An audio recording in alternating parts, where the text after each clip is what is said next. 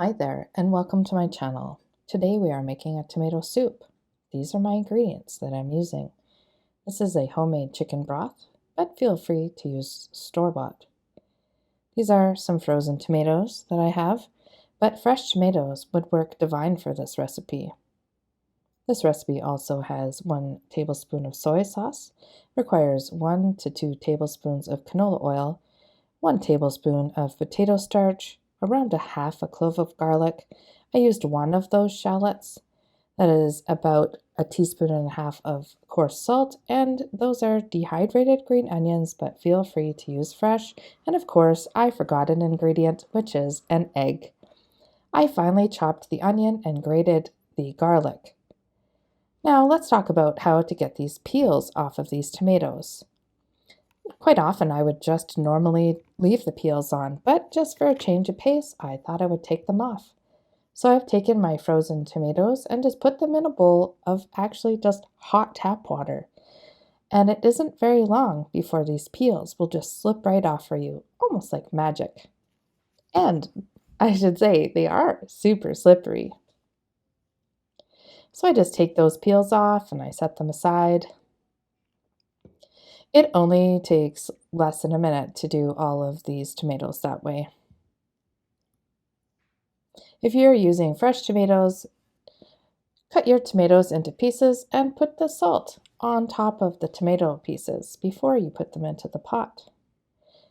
I add the canola oil, and if I was using fresh tomatoes, I would put the fresh tomatoes in with the garlic and onions, but I'm not, and I didn't want to just steam my onions and garlic. I actually wanted to give it a nice little sautéed in oil flavor.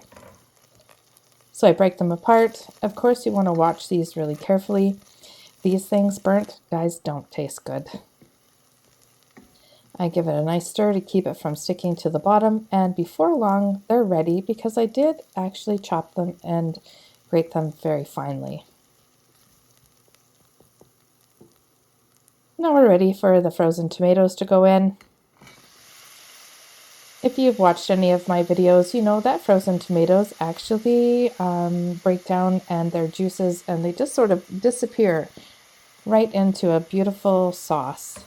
I added the dehydrated green onion tops at this point, and I scrambled that egg, and I added the soy sauce to the egg.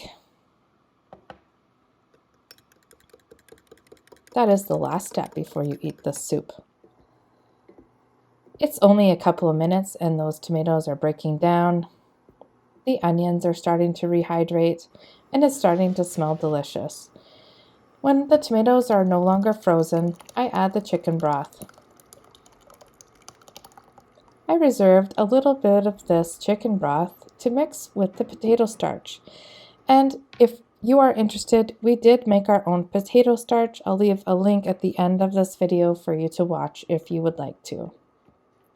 You can see me there just whizzing in the potato starch, getting it all mixed up with some of that chicken broth. The reason for the starch in the soup is not to necessarily thicken it, just to give it a slight thickness and a glossiness that is beautiful.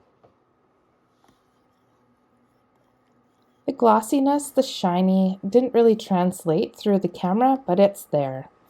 And it's just slightly thick on the palate, which is lovely. Everything is cooked at this point, and I caution you to be careful if you're going to be like me. I swirled the soup so that I could drop the egg into there and it would cook not in a nice clump like scrambled eggs, but more just spread out through the whole thing. So I used the back of the handle just to stir it, just to make sure that that egg stayed in a fine mixture and not clumps. Thanks for watching, everybody. Take care and bye for now.